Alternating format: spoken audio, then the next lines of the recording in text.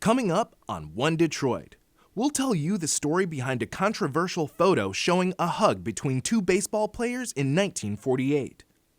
Plus, Detroit historian Sharon Sexton talks about her children's book, MLK Jr.'s Detroit Dream, Memoir of a Civil Rights Foot Soldier. Also ahead, we'll give you some ideas on how you can spend this weekend in Metro Detroit. And we'll end with a performance by the senior division winner in this year's Sphinx Competition. It's all coming up next on One Detroit. From Delta Faucets to Behr Paint, Masco Corporation is proud to deliver products that enhance the way consumers all over the world experience and enjoy their living spaces. Masco, serving Michigan communities since 1929. Support also provided by the Cynthia and Edsel Ford Fund for Journalism at Detroit PBS. DTE Foundation is a proud sponsor of Detroit PBS. Among the state's largest foundations committed to Michigan-focused giving, we support organizations that are doing exceptional work in our state. Learn more at dtefoundation.com. Nissan Foundation, and viewers like you.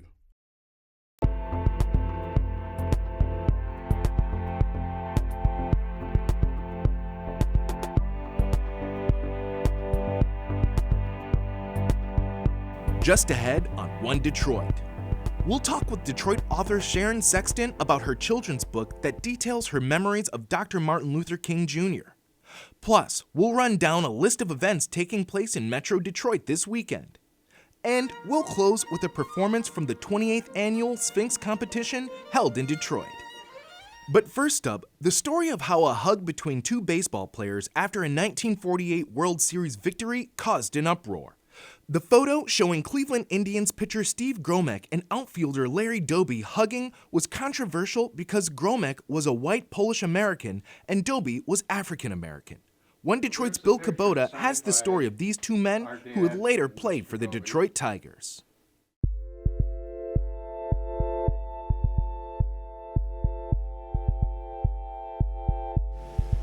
Troy, home of the National Polish-American Sports Hall of Fame. It's ballot counting time for this year's inductees. A number of individuals from Hamtramck in Detroit got together to form the organization, and Stan Musial was our first inductee. That was 52 years ago. Stan the Man, one of the greatest hitters of all time from Pennsylvania. But there's representation from around here. Hamtramck, and baseball in particular. Art Pinky Darris, who's considered the greatest little leaguer of all time. Art Darris, great pitcher, great hitter too. His Hamtramck team won the national championship in 1959. Then there's Tom Paciorek, on several teams in his 18 years in the majors in the 70s and 80s. I think one of the really neatest pieces we have in our Hall of Fame is the jersey, a Cleveland Indians jersey, back when they were the Indians, of Steve Gromek. Johnny Sane and Steve Gromek, two right-handers, will face each other today in the fourth game of the World Series of 1948. A record-setting crowd in Cleveland, eyes on Gromek. A good pitcher among greats. The rocket-armed future Hall of Famer Bob Feller, Bob Lemon, also destined for the Hall of Fame, and up-and-comer Gene Bearden. Gromek, an occasional starter, surprised some when he was picked for such a crucial game. Nearly 8 decades later, Detroit Free Press columnist Neil Rubin has been recounting his story. I knew Steve Gromek's name basically tied to those 48 Indians.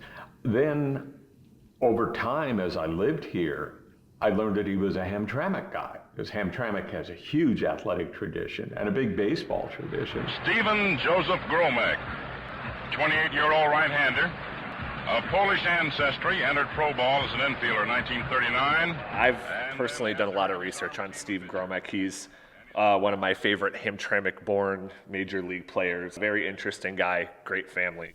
The Hamtramck Historical Museum just got this photo album from one of Gromek's sons. Pictures from Hamtramck Day at Briggs Stadium when Cleveland came to play the Tigers. And here's a news photo with Gromek and Cleveland teammate Larry Doby. Yeah, it's such a great photo. I mean, especially for the time period and how race relations were. It's such an iconic photo. 1948, baseball had only been integrated for 2 seasons. Larry Doby was the second black man to play Major League Baseball. And Doby the first in the American League. As Cleveland won Game 4, the photo of Doby and Gromek made the papers across the country. So there's the picture signed by our dad and Mr. Doby. And, you know, when I saw this picture for years, I thought it was a huge group in the locker room, just everyone mulling around. But then an associate of mine's wife found the picture of them here. You see, the two of them are standing alone in the locker room. Nobody else is around them, so this is just the two of them embracing, you know. So it's not like it's like it was like a real hug. Steve Gromek's boys quite young during their dad's playing days, but the photo always sat prominently among the sports trophies. A happy moment recorded for history, but for Steve, not without consequences. He doesn't even think anything about this picture. They didn't pose for it. It was spontaneous. But he gets home after the season. He's back in Hamtramck seeing old friends, and some people wouldn't talk to him. They were so appalled by this photo of a white man and a black man that people he had known for decades froze him out. A January Sunday in Royal Oak. Pastor Jeff Nelson with the First United Methodist Church and a sports fan. He's been thinking about that photo with Doby and Gromek. I've been holding this story since Neil shared it with me, knowing that it's a kind of story that needs to be told. To be a servant of Christ is to defy gravity. And defying gravity changes the world, and we need images of what that new world might look like.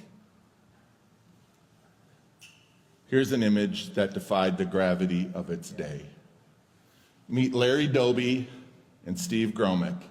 It combines all my favorite things. It's got baseball, it's got social justice and doing the right thing, and it's just a great human story. And it's local, and I just think that's pretty cool.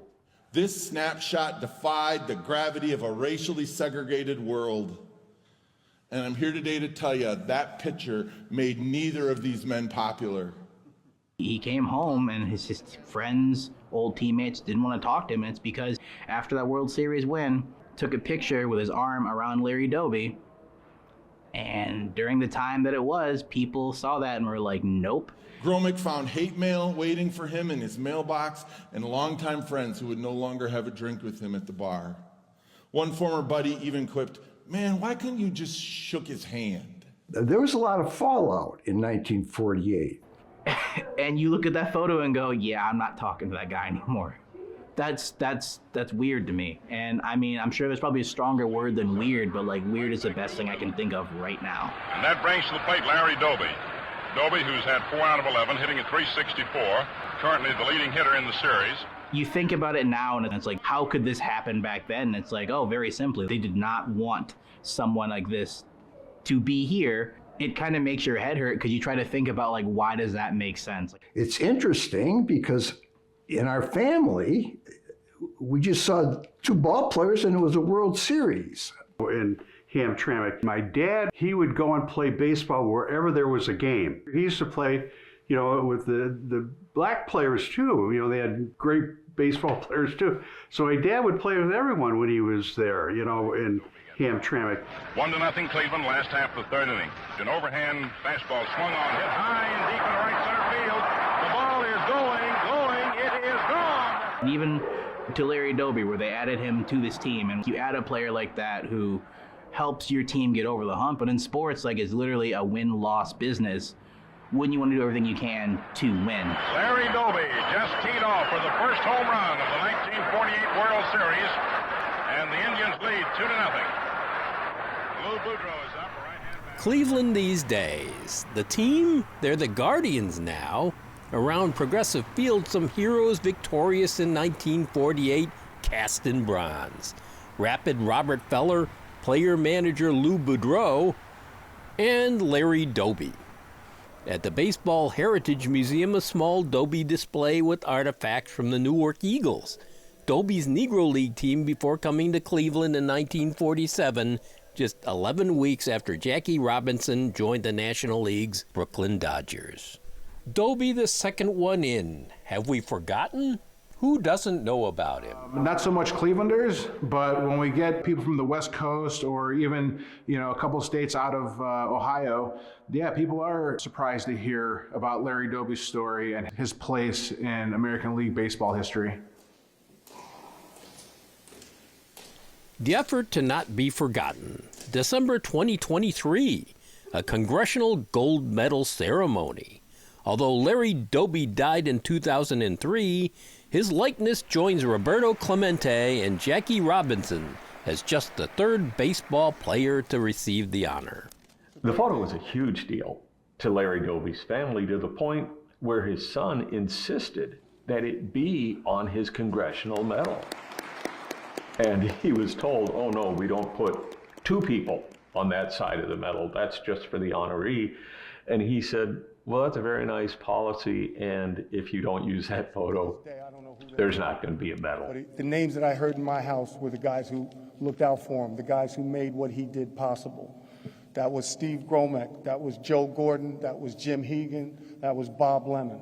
Those guys accepted him, and they were lifelong friends, and I'm just sorry I didn't get to meet some of them to thank them for their friendship. Here's a replica of the Congressional Gold Medal. It really has a nice message on the back, too. It says, we are stronger together as a team, as a nation, as a world. And I thank all you guys from the bottom of my heart. Steve Gromek died in 2002, but some of the Gromek family attended the ceremony, including Steve's wife, Jeanette Gromek, age 99. And it turned out great because my mother was still alive.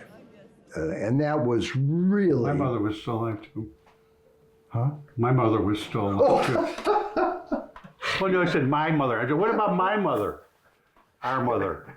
Jeanette Gromek died last February, her husband probably not destined for the Hall of Fame in Cooperstown, but he's cast in history in a way few other ball players will ever be. In the ninth inning of the fourth World Series game of 1948, Mr. Gromek is firing the ball a lot harder and faster and more deliberately in this half inning than in any so far.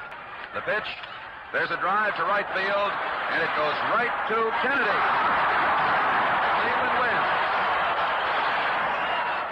And the margin was Larry Doby's home run. You couldn't have written a script. People wouldn't believe this if somebody's writing a movie, or how they say, oh, that's too unbelievable. You can't make that story up. It wasn't Game 7. It wasn't the last game of the World Series. But Steve Gromek, he understood what the photo showed, that moment of joy, but he also came to understand what it represented. That was important to him also. He could have very easily said, this is never going to happen again. I want no more pictures of me and my teammates of different races, never.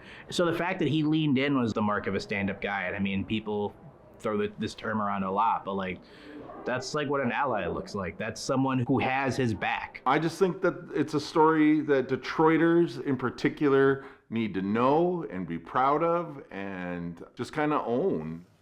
Let's continue to be a movement that defies the gravity. If these two guys could do it, a local kid from just down the street, then maybe we can do it too. Let us pray. Gracious God, we thank you for this chance to be together here this morning. Turning now to a children's book by Detroit author and historian Sharon Sexton.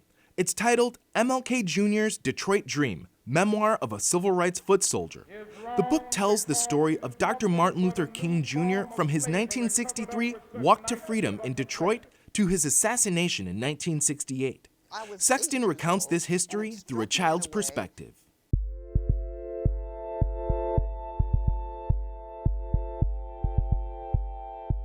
You just released a new book, and I just want you to first tell me what the title of that book is, and then we can jump into what it's about. My book is called MLK Jr.'s Detroit Dream, Memoir of a Civil Rights Foot Soldier, who would be me.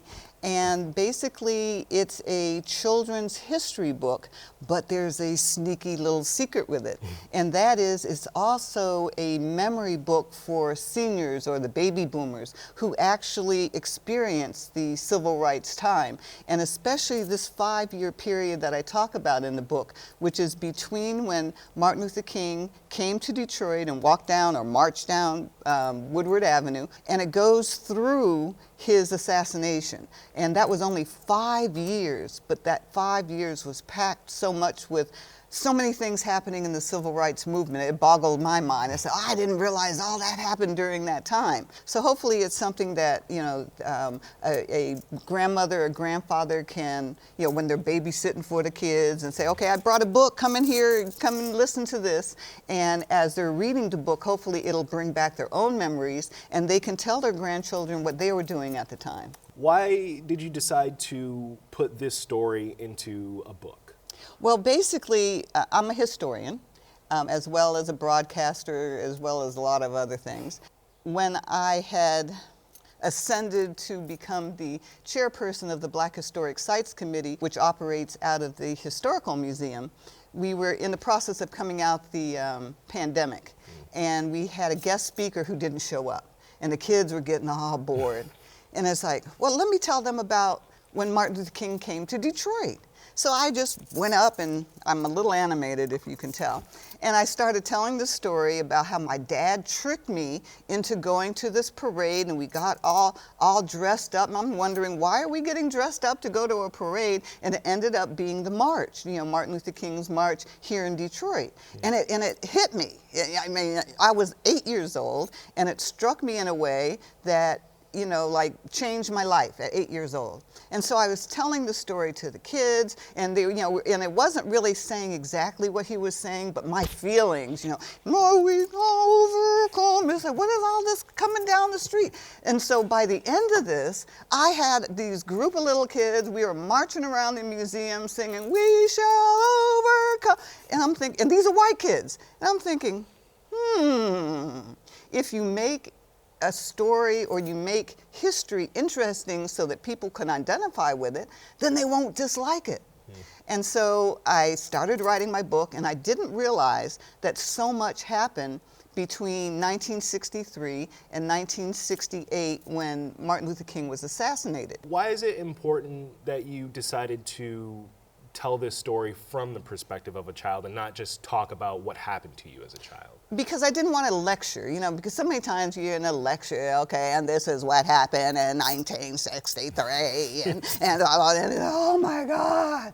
But the whole dynamics between a child and a parent, as a parent is trying to teach them something about history which is being made today, similar to what's happening today. So I hope you parents out there are taking your children aside and explaining something to them. They'll appreciate it later. Are there parallels that you see today that were happening back then, and how would you suggest that parents talk to their kids about those things today? Well, I don't know if the parents are the ones to explain it because they didn't go through it. A few years ago, they were celebrating the 40th anniversary of the '67 race incident in Detroit. And people were saying, Sharon, do you want to go and give it? I said, no, I don't want to even talk about it. No. But then I realized that you have to talk about it and let the young people know, because what's written in these history books ain't necessarily so. So you need to go and talk to the people who actually experienced it so that you can have an understanding of what it was like to be there. You've done a lot so far, and I think this book is a great addition to the things that you've achieved. What's next? Well, I do have 6 other books that are waiting to be published. One is a novel, and I'm so thrilled with the novel because the novel is dealing with Black history in Detroit that has not been exposed yet. There are plenty of concerts and theater productions taking place in Metro Detroit this weekend and beyond. Here's Peter Whorf from 90.9 WRCJ with today's One Detroit Weekend. Hey there, I'm Peter Whorf with 90.9 WRCJ, here to help you plan your days ahead with great events happening in Metro Detroit. Civic Jazz Live, featuring students from the Civic Youth Ensemble Civic Jazz Orchestra, plays February 22nd in the Cube at Orchestra Hall as the opening act for the Detroit Symphony Orchestra's Paradise Jazz Series. Starting February 22nd through March 2nd, a re-envisioning of Handel's Baroque opera Rinaldo hits the stage at the Opera House. The show is set in a modern pediatric world where patients take on knights, sorcerers, monsters, and magic as a remedy to the actual challenges they're facing. Also February 22nd, the Rock Orchestra by Candlelight is at the Fisher Theater, where the audience will be immersed in candlelit settings as 14 classical musicians bust out rock and metal music, creating an almost ethereal atmosphere. On Sunday, February 23rd, Steinway Piano Recitals presents Music Around the World, a performance in the Cranbrook House Library. Works by Scarlatti, Gershwin and Wilde, Granados, and more will be performed. Also on Sunday is an evening with Joss Stone at the Soundboard at Motor City Casino. And there's so much more happening in and around the city, so stick around to see what else there is to offer. Have a great weekend.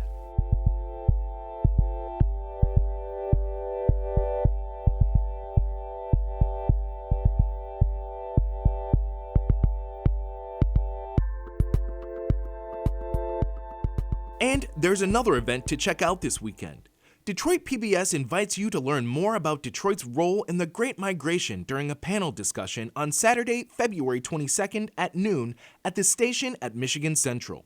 It's part of our continuing coverage related to the new PBS documentary series by Dr. Henry Louis Gates titled Great Migration, A People on the Move.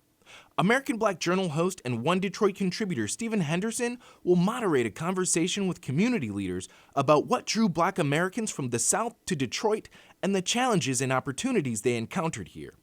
Also, Detroit PBS is recording personal stories of what brought people to Detroit. It's taking place at the station this weekend, February 22nd and 23rd, from 10 a.m. to 2 p.m. We invite you to share your story. You can register for the event at DetroitPBS.org. That'll do it for this week's One Detroit. Thanks for watching. We will leave you now with a performance from last month's 28th annual Sphinx Finals Competition, which celebrates Black and Latinx classical string players. Here's the first place Senior Division Laureate, Gabriela Lara from Venezuela.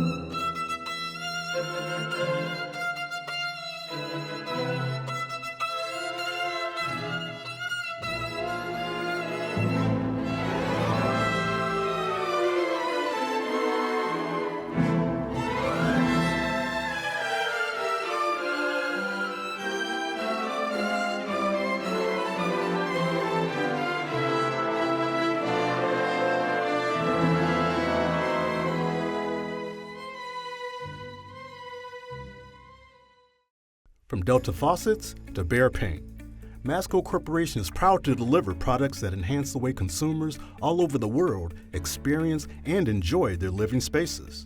Masco, serving Michigan communities since 1929. Support also provided by the Cynthia and Edsel Ford Fund for Journalism at Detroit PBS. DTE Foundation is a proud sponsor of Detroit PBS. Among the state's largest foundations committed to Michigan-focused giving, we support organizations that are doing exceptional work in our state. Learn more at dtefoundation.com. Nissan Foundation, and viewers like you.